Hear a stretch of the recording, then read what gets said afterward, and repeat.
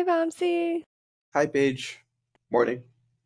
Good morning. Sorry to hear that, with the oversleeping. Are you well rested now? Yeah, I am. It's just 7:20 a.m. here. Oh my gosh. Is it better to do this at a different time, like later in the day for you? No, this is fine. This is all right. Okay. All right then. Well, good morning then. Yeah. So welcome to the show. Let's dive right in. So my first question is just, what do you think is the biggest misconception people have around relationships? I think the biggest misconception that people have around relationships is that it should be easy. And if it doesn't feel easy with a partner, then there's something wrong. Like they must have picked the wrong person or they have a better fit out there somewhere, which I think kind of perpetuates this. Oh, I gotta find, Mr. Right, or there's only, the someone better out there. So, yeah. Okay, so relationships, if they feel difficult, that's not necessarily a bad thing. That's just part of the process. It definitely is. I mean, think about even the good relationships you may have in your life right now. At some point, you might have had to have a hard conversation or set boundaries with them. And that's actually a sign of a healthy relationship. Conflict is going to happen in relationships. How we handle it is the most important part. And I think what a lot of people run into is that they just don't have the tools to be able to handle the conflict in a really loving way with each other. Okay, so what are some of those tools that people can develop? Yeah. So one that I really just an easy template that I try to let people know about is using I statements. So instead of saying you're doing this wrong or you're making me feel this way, an I statement helps you take responsibility for your own stuff going on. So if you're feeling maybe upset that your partner didn't unload the dishwasher when you asked them to, you're not going to say, well, you just never unload the dishwasher for me, and I should have expected that.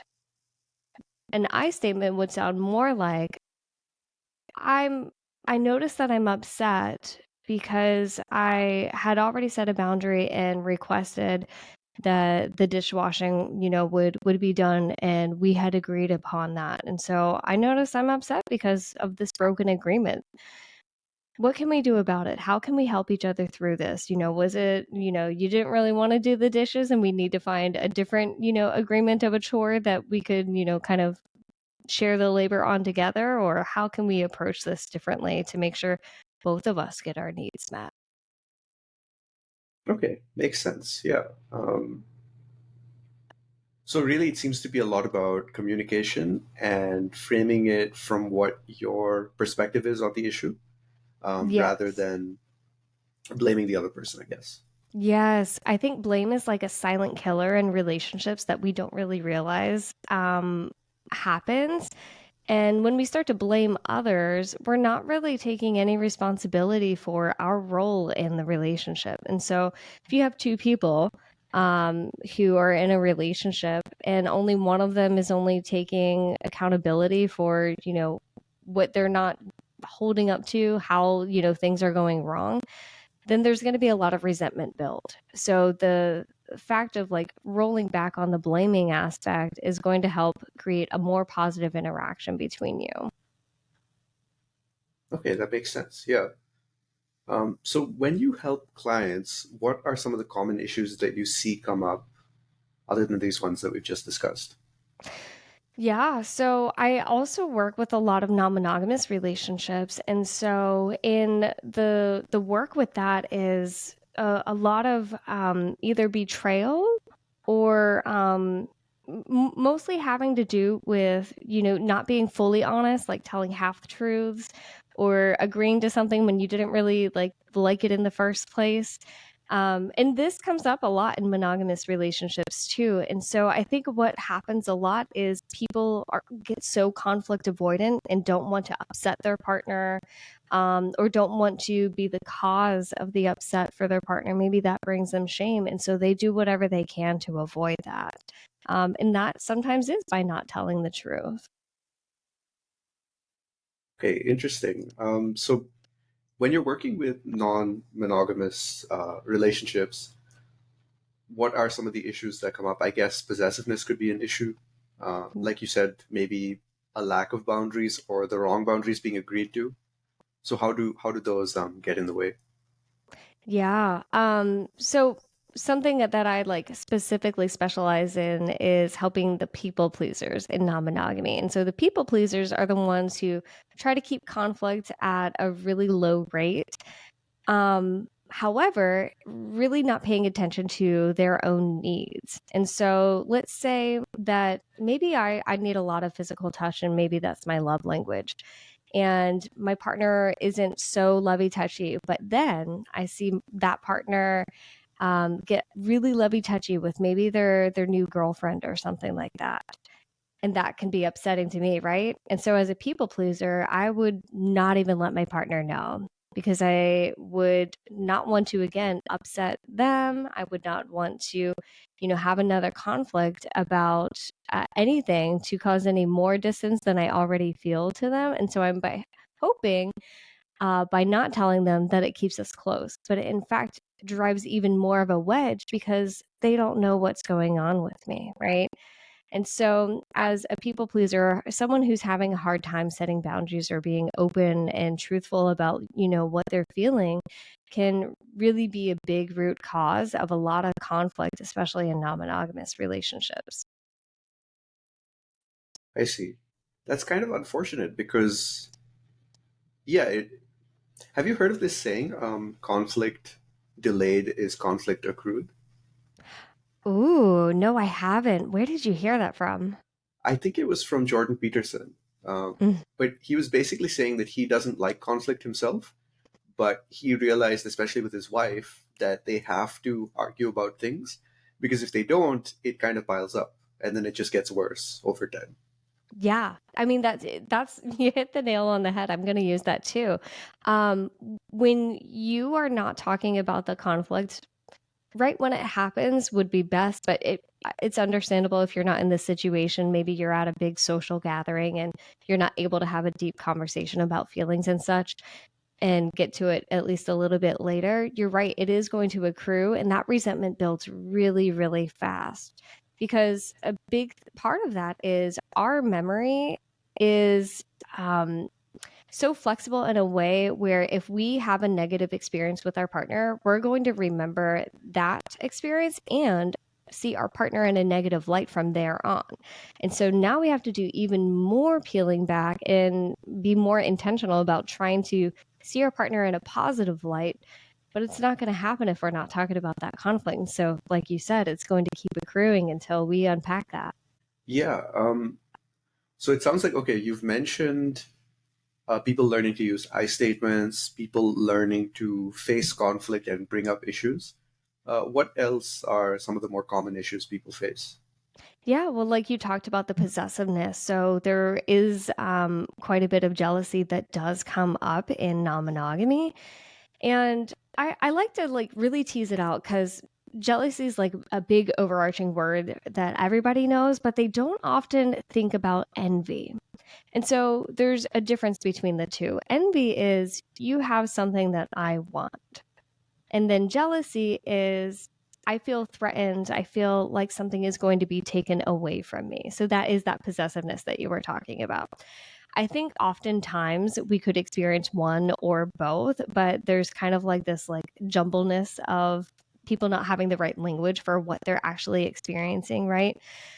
So let's say for envy, maybe I wanted to go out on a date with my partner, and I'm envious that my partner is going out on a date with somebody else because maybe we haven't had date night in a while. And so I want that. I want that experience. I want to be able to be treated and go out on the date with my partner. It's not that that's threatening to me. I don't feel like my relationship is going to end because we're not going out on the date night. I don't feel like something is being taken away from me. I just want what, that partner is getting. So that would be envy. And then jealousy would be more of like a reactionary. Jealousy can have really big feelings. And so It can come up in anger, it can come up with sadness or loneliness. And that can be just a big, overwhelming feeling that people see happen when they're not getting, something met in the relationship. It's really about their needs not getting met. And so they feel like, oh gosh, their relationship is on the rocks now. So that's more so the jealousy aspect of things. Okay, I see. Do you have any stories to share from your experiences that would help listeners sort of get a practical sense of how they could relate to these issues? Yeah. So in terms of like relationships, are we thinking like monogamous or non-monogamous, or does it really matter? Either's fine. And then after that, also, if you could talk about why should monogamous couples consider non-monogamy? Yeah. Oh, I'll love going into that. Okay. So thinking about a jealousy situation. So let's walk you through the idea of maybe for me, I like a certain sex act that my partner just doesn't want to do. They don't agree to do it, but it makes them feel really bad that they can't meet that need for me, right? And so we agree and we consent to open our relationship. I go out and I'm able to do that, one sex act that I am really excited about, that I really desire. And so leaving my partner behind, they could really think, oh my gosh, well, they're getting that need met somewhere else. What am I, chopped liver? Like, are they going to leave me? Are they better than me? There's a lot of comparison in jealousy. That's how you can tease out jealousy versus envy. And so, I think that can be related to a lot of different situations, not just non monogamy. It can be related to having a partner go out with their friends, having a partner do a different hobby, and maybe they're spending a lot of time doing all those things. And so for the partner left back at home, what they can experience is a feeling of not being enough. They kind of question their self worth a bit. And so a lot of that is like to get to a better place is needing to unpack really who they are. And how wrapped up is your personality, is your identity with your partner? And might we need to untease some of that to have more of you, your identity show up in the relationship? Sometimes codependency can be a really big factor in monogamous and non monogamous relationships. And so, really unraveling that and becoming like more into yourself and being able to know your own thoughts, feelings, needs, being able to express them and hearing your partner also express their own is a really big thing that people don't really have the skills to do a lot of the times. So, how do people begin to develop those skills?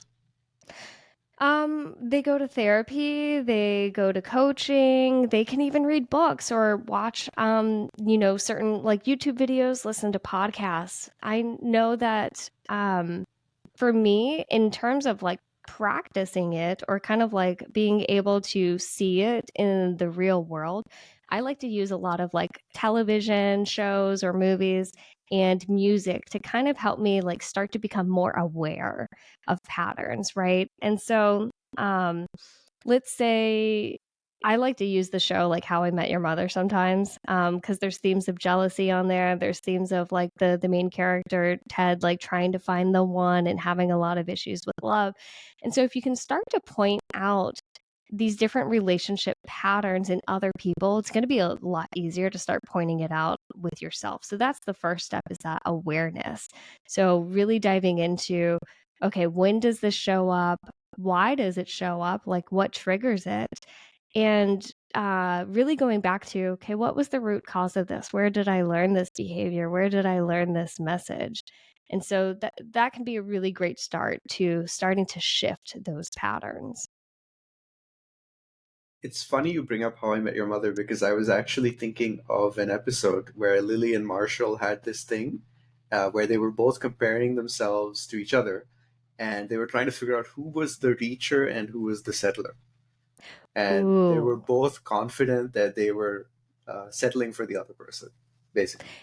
Yeah, isn't that so interesting how especially with them, because it's funny, they've been together so long, right? And so it's so interesting how they can be, seeing themselves in that kind of way. And I think that can really impact your relationship if you think like, oh gosh, I'm a settler, or I think you're settling. I think that can negatively impact your relationship. I think it should be more along the lines of, you feel like you won the lottery every single day with your partner. Um, but yeah, there are a lot of relational themes in that show, or really any show, that people can pick out and start to like become more aware. Yeah. So going back to the initial question, what are some of the reasons people should consider non-monogamy? Yeah, I think people should consider non-monogamy just because, have you only been brought up in this one way of living, monogamy, right? If you're brought up in one box, you don't know what's out there. You don't know what might interest you. You don't know how it could positively impact you. You probably don't know how it could negatively impact you also if you haven't explored it. So it's just another opportunity for you to get to know yourself better. That's what I like about it, is just because this is something I specialize in doesn't mean that I am saying that everybody should be non monogamous. What I'm saying by this is, have you even thought about it, and how could that impact your life positively or negatively? Come into your own. How do you want to live your own identity, whether that's sexually, whether that's with making, romantic, emotional connections with others? I view love as a really expansive place, and we have loving relationships with friends, we have loving relationships with family outside of a monogamous partner. And so that love can also be shared to many other romantic partners, and not many people know that that could be an option. So it's just, I recommend that exploration just to see if that is something you want on the table for yourself or your relationship. And what are some of the risks that people should know about? The risks is it might not work out.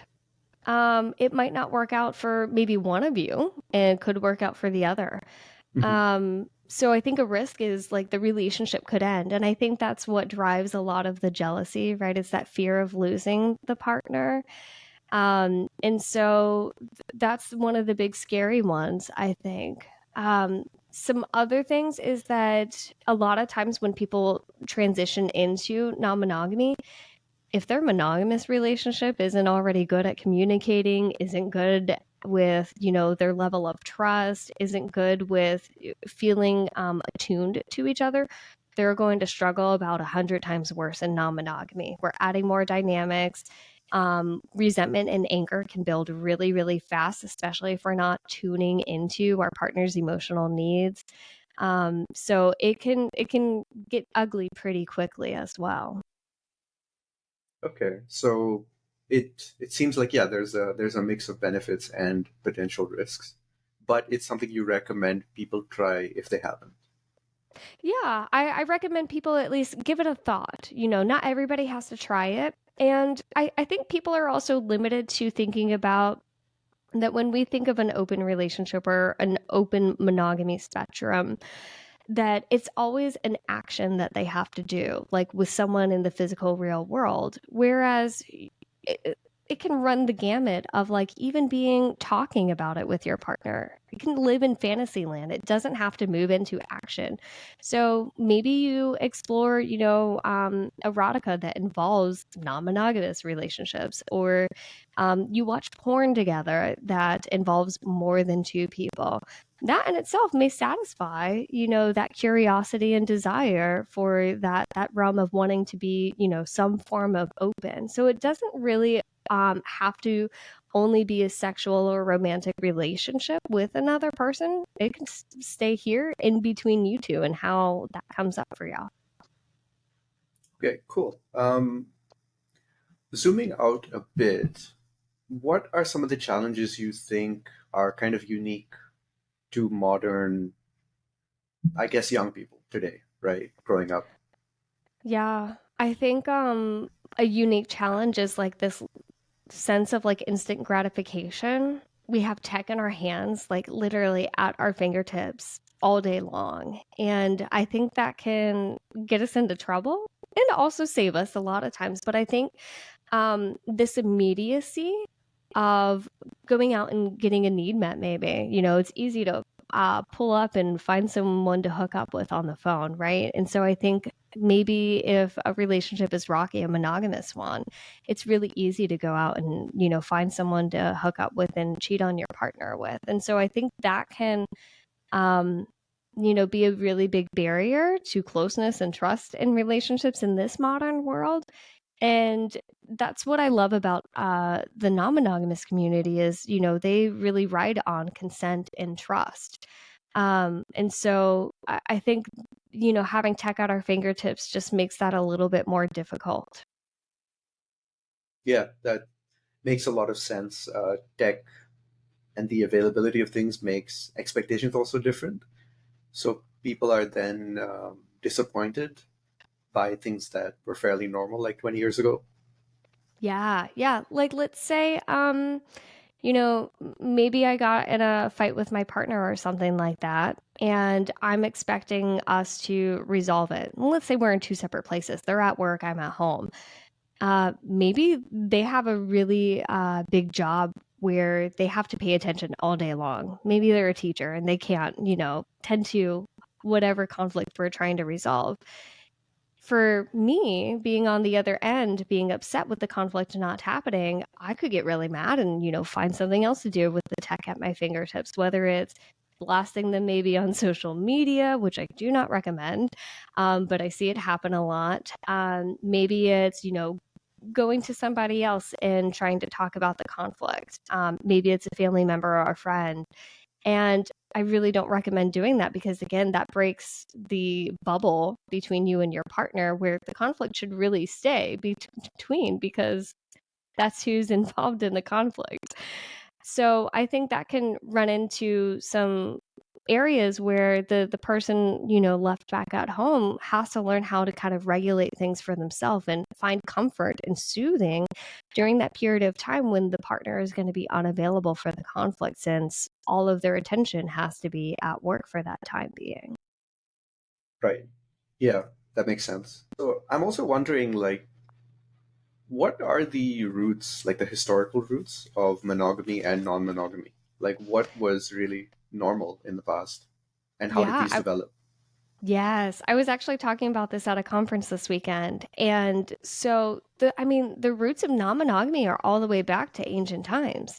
You have specific civilizations using polygamy to be able to um, you know, uh, be able to like let their bloodline be long. Maybe certain tribes or indigenous folks who really leaned into the idea of polyamory for the shared responsibility, not only of parenting, but all of the other things back then that just was really hard to take care of since they didn't really have kind of a roadmap or anything like that. So for a very long time, non-monogamy has been like the basic go-to. And I think the mindset sort of shifted.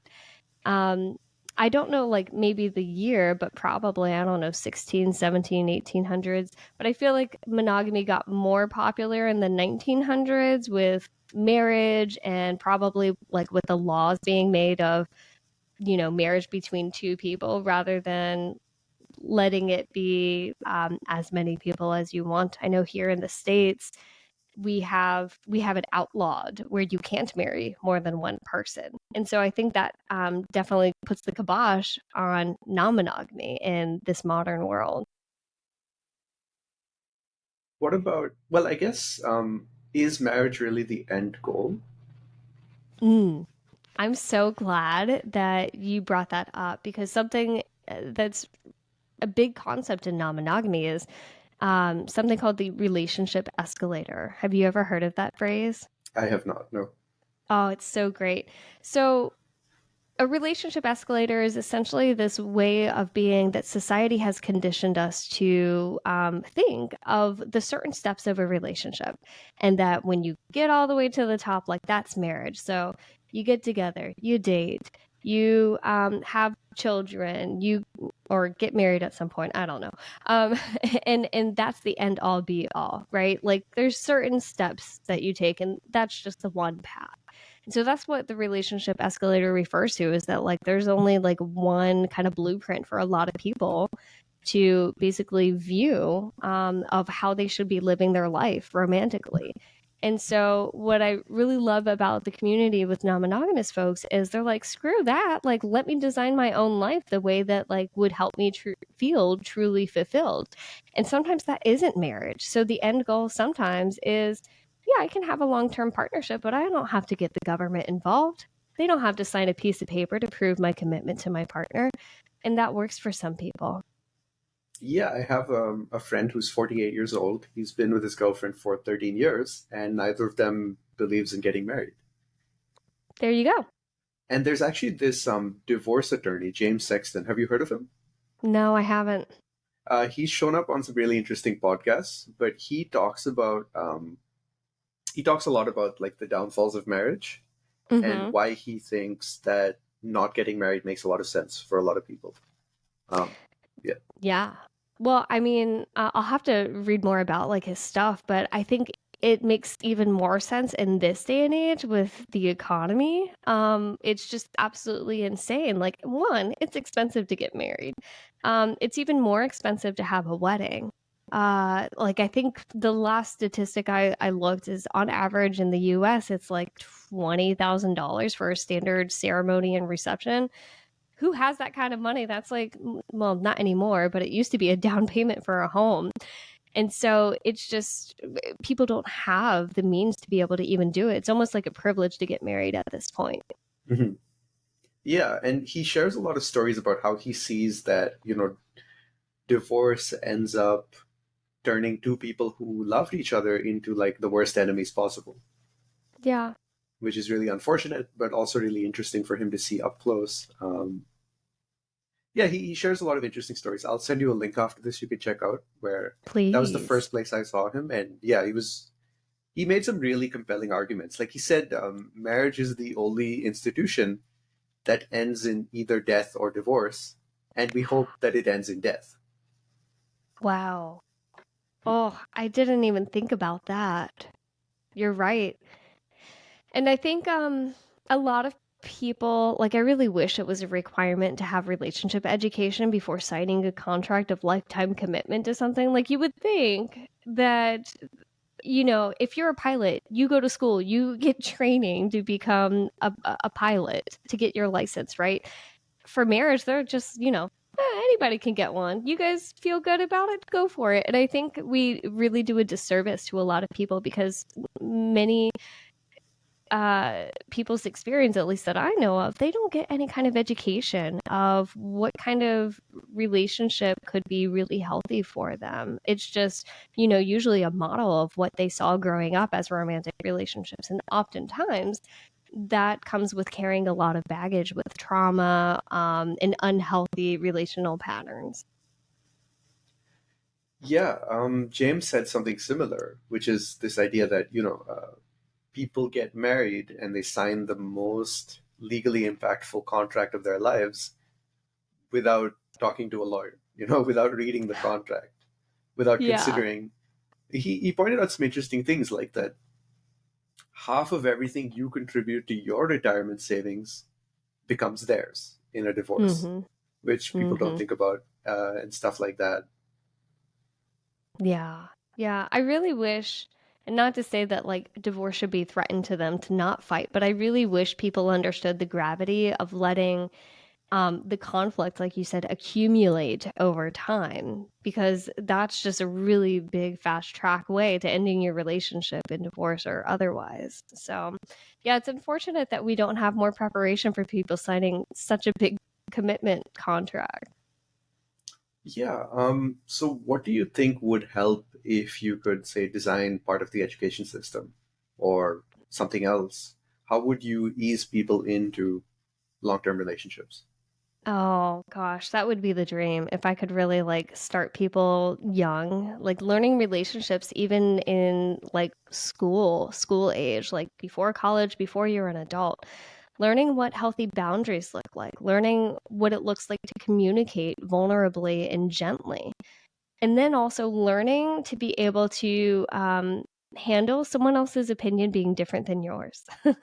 I think that's a big thing that really hurts relationships is people get upset when their partner maybe have a different preference or desire than theirs, and they can take it personally or they take it as an attack on the relationship.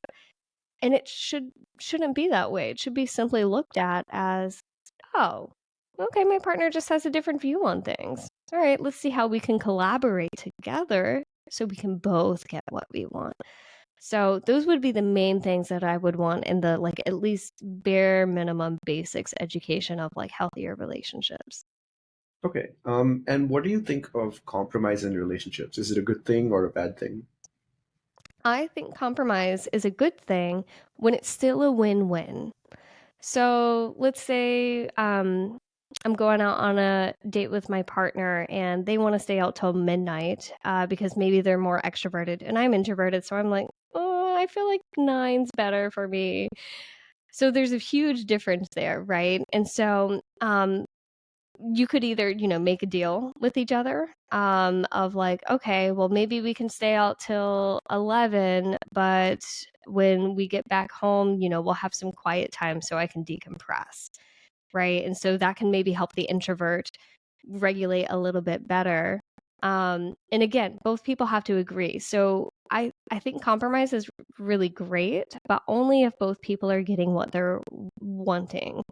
And so I think what a lot of people run into is people cave into compromises just because they, again, want to avoid conflict or they just want to be the bigger person for their partner or want to be better. And then they start keeping a tally. And that's where we start running into big issues if we're keeping a tally of, oh, I did this for my partner, so they should do. No, there's none of that in compromise, not healthy compromise. Yeah, that makes sense. I'm curious, how did this become your career? How did you know this was what you wanted to do? I didn't. It found me. How did that happen? Yeah. Yeah. So after graduate school, I started seeing clients in private practice, and my first few people all had some sort of non monogamous dynamic going on. And I was like, I was not taught this in grad school. I need to do a lot of educating myself and figuring out how I can best help this population. And it was just really interesting and intriguing to me. I grew up with a very conservative, monogamous background, though I had struggled with monogamy myself growing up. And so, um, it just kind of piqued my interest about, just learning more about, what are the desires for this? What are the issues that come up most often? And what I saw was a lot of the same stuff that happens in non-monogamous relationship as issues really happens a lot in monogamous relationships too. And so through even my own journey, I kind of realized how detrimental it can be to really lose yourself, not stand up for yourself, not have appropriate boundaries, and how damaging that can be to, just one's identity. And so I just want to help other people be able to find the way to design their relationship in the way that makes them feel most fulfilled. And so now I do it. Nice. Yeah, I'm glad. It's good that you found what really works for you. Yeah, I love it. So for me, I haven't even been in a monogamous relationship. So where would you recommend I get started? Kind of. Yeah, for kind of like exploring to see if that could be a possibility for you. Yes. Yeah. Yeah. So I would say, see if you can hop on, your favorite podcast platform, type in non-monogamy, polyamory, open relationships, see what's out there. See if you can listen to a few episodes, what people have to say, listen to other people's experiences. You may even have people in your close circle that may have at least experimented with non-monogamy. Um, there was a study for the US and Canada they did, and it turns out that at least 1 in 5 people have at least attempted. some form of non-monogamy. So like 20% of the population, like that's a big percentage at some point in their life, right? Um, so I would say like starting with podcastings, or also going on YouTube. There's a lot of really great ones. And then there are so many books. There's one by Tristan Torrentino, and they talk about, what is it like to open your relationship, and kind of like all of the steps that you might go through from going from a monogamous mindset to a non-monogamous mindset. So there's a lot of great resources out there. Okay, thanks. Yeah, I appreciate that. And then what advice do you have for people to, I guess, judge the quality of their relationship? Like, red Ooh. flags, for example, or green Ye- flags. Yeah. yeah. Oh my gosh, that is such a good question. So if you notice that you're kind of maybe obsessing about the relationship a lot, like in a way of thinking like, oh my gosh, is it gonna end? Did I do something wrong? Did what I just say, start this conflict? If you're really in your head about it and kind of having a lot of relationship anxiety related to your relationship, that would be a sign to kind of check in, see what's going on. So that could be like a red flag of it could be yourself or your partner.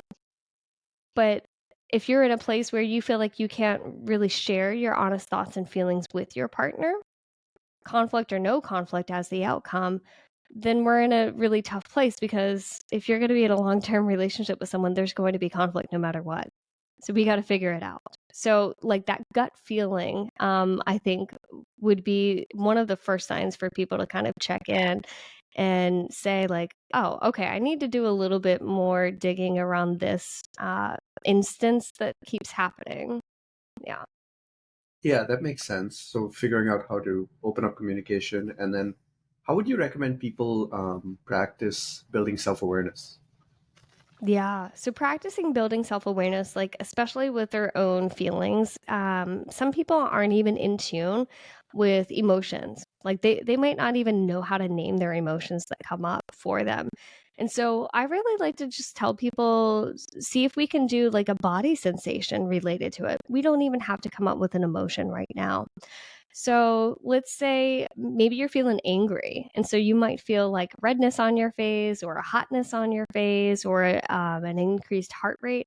I would have people start paying attention to their body when certain decisions are made or certain reactions are made. When we're feeling triggered, our body is going 100 miles an hour. And so there's a lot happening for us.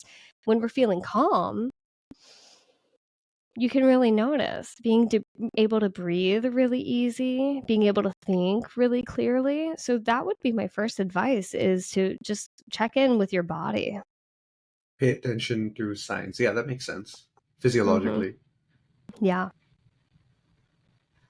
So we've gone over a lot. We've covered communication. We've covered like starting advice for people. Um, what are the successful markers you've noted in, in really healthy long-term couples, whether monogamous or non-monogamous, both? Yeah.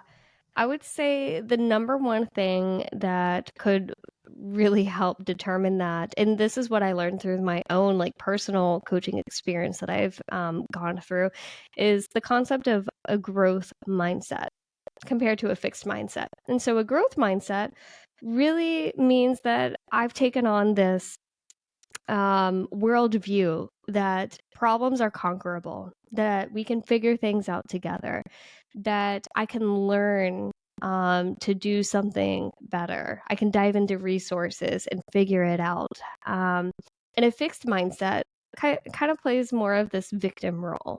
Like, woe is me. It's just the way it is. Or I'm just like that. They think they're unchangeable.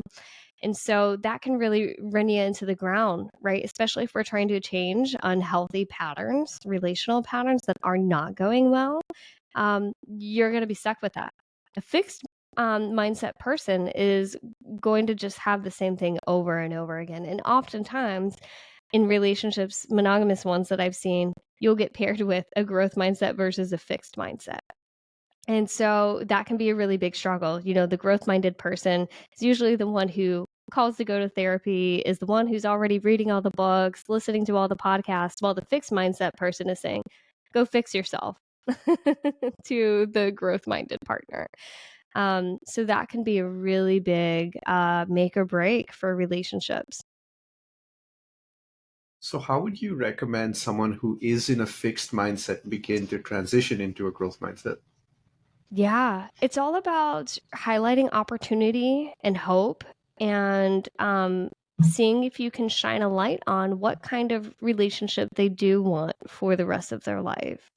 And maybe they're okay with, having a closed off relationship that doesn't feel so connecting, that doesn't feel like you can rely on them, right? Maybe they've just had so much trauma or baggage in their life where they're not willing to go there and be more open. And that's okay. Um, some people are, though. And you can change from a fixed to a growth mindset. And so if you highlight the opportunities or the possibilities for them of what life could be like, that's like step number one for motivating, being able to start shifting into, oh, well, if my life could be, if maybe like when we fought, we weren't yelling at each other and they would be calm conversations. Maybe I could learn how to do this one technique that our coach or therapist was telling us. Maybe I could read this book that my partner has been wanting me to read. So, highlighting those opportunities is crucial. Yeah, that makes a lot of sense. I'm also wondering what you think of this idea that people have of, I guess, shared life goals, right? Um, so when you get into non-monogamy, how much of shared life goals can someone have with, say, an additional partner? Yeah, that is such a good question. And it really depends on the type of relationship structure and non monogamy that you have, right?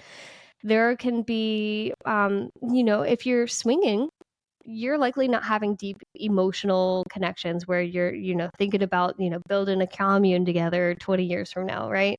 Um, if you're polyamorous and maybe you don't practice hierarchical polyamory and you see all your partners at an equal playing field, maybe you are building in life goals together. So one, I think it just one thing to think of is it depends on the relationship structure.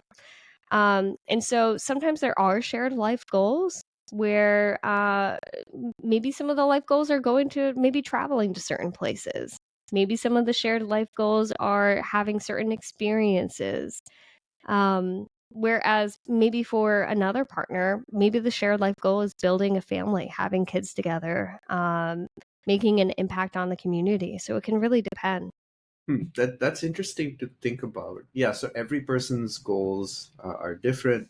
So in a way, every combination of people would also have different goals together. Right. Yeah. In your experience, what do you think sort of gets in the way when people start succeeding?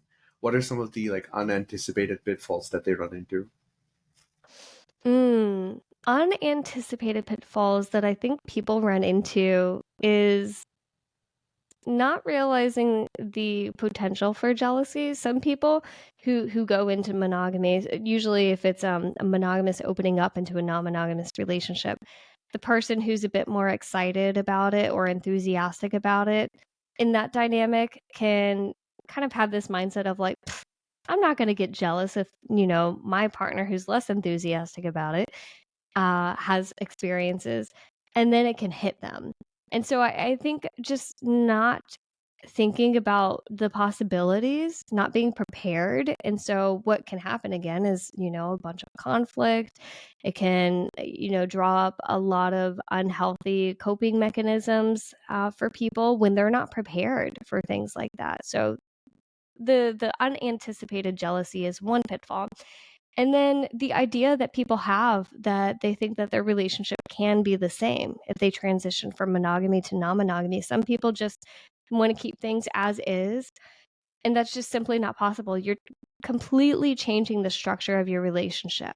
There's a book called Polly Wise by Jessica Fern. maybe you have this house in a monogamous relationship and you decide to open up and you want it to only be like just basic renovations. You want to add a room. That's not going to happen when you have another relationship added to your dynamic. You are completely starting on a different foundation now. And so you have to build a different structure. So I think that throws people off is that things are just going to be the same. And that can actually be a really hard, a really big reason why people might have a tough time with the transition from monogamy to non monogamy because they're still in a monogamous mindset. Hmm. So if I think that like, oh, there's only one love out there for me, and I'm agreeing to opening my relationship, I'm going to feel really bad seeing my partner be with someone else because I have this thought that like things should be this way and there should only be one of us. So that's going to be really tough. Yeah, what are your thoughts on the concept of the soulmate? It's a crock of can I cuss? Yeah, you can. It's a crock of shit.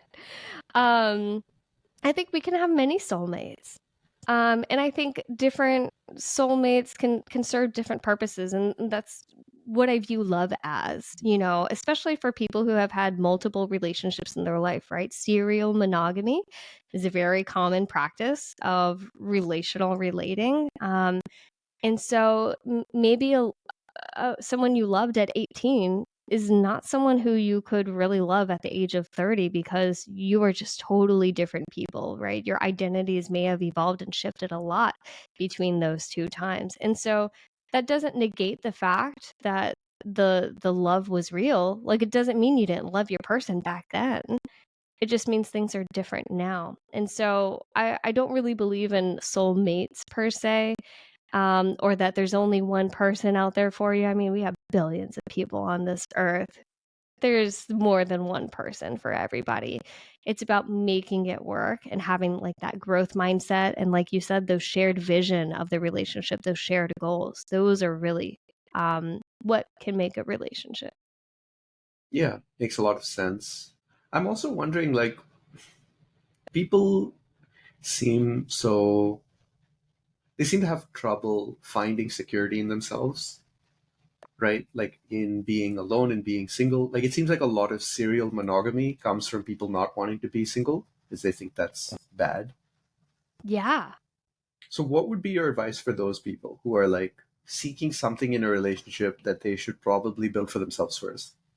Yeah. Well, first, I want to normalize that desire for connection because we are all wired for a connection. Like, I mean, when we are birthed w- as a baby, we depend on our caregivers to meet our attachment needs. We can't feed ourselves. We can't change, you know, our diapers or anything like that, right? So we are actually dependent on others, you know, for the formative years of our life. So I want to normalize like the desire to have someone and the impact loneliness can have on you. And for the people who are going into those relationships, maybe just because they don't want to be alone, right? Because they don't they're trying to fill a void or something. What I would recommend is really seeing if they can get to know themselves. A lot of times what I see is those types of people often take on are kind of like chameleons and take on the personality of whoever they're with, without really being themselves or letting themselves shine, right? So again, they're probably the more conflict avoidant ones who aren't trying to bring up issues. They happen to like everything that their partner likes and have no issue with it. And then all of a sudden, 10 years later, is a big blow up because they never actually, you know, were themselves. And so, what I would recommend for those people is to see if they could get to know themselves more and see if they can build that security and that secure dependency within themselves. I think a lot of times we tend to go through society with a lack of like trusting in ourselves, and we have a lot of self-doubt. And I think that's where it comes from, is that we just don't really know ourselves that well. We're not kind or compassionate enough to ourselves as we are as when we are for other people. So a journey of really getting to know yourself can make a big impact for that. Okay, so you'd recommend building self awareness, self understanding, and some self Mhm. compassion, it seems like. Yes.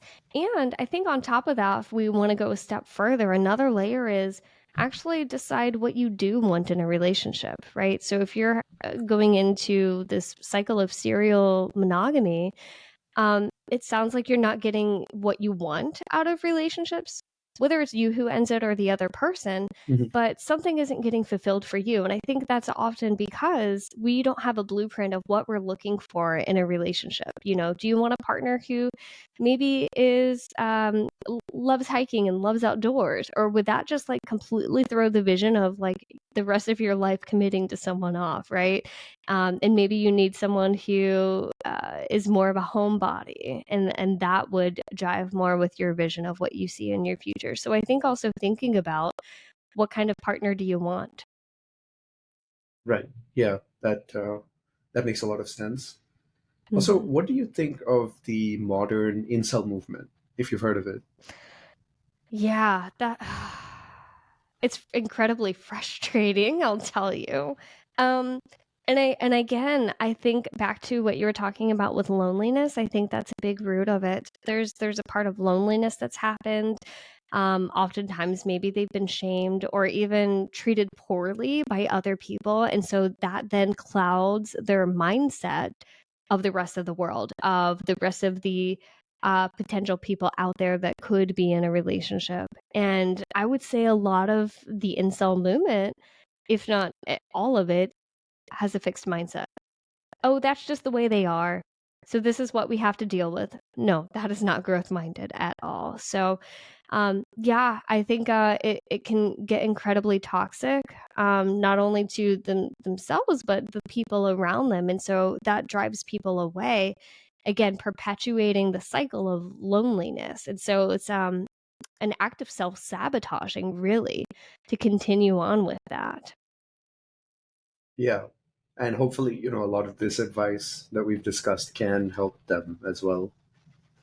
Yeah, I hope so too. Okay, so my final question for you is there anyone you would want me to interview next? And if there is, what question would you want me to ask them? Ooh, oh my gosh, that is such a good question. Yeah, I would love you to interview. I have a friend and colleague who I had on my podcast. Her name is Kira Wackett, and she works a lot with the idea of shame and how it can perpetuate really negative cycles. And, if not dealt with, it's just going to grow and grow and grow.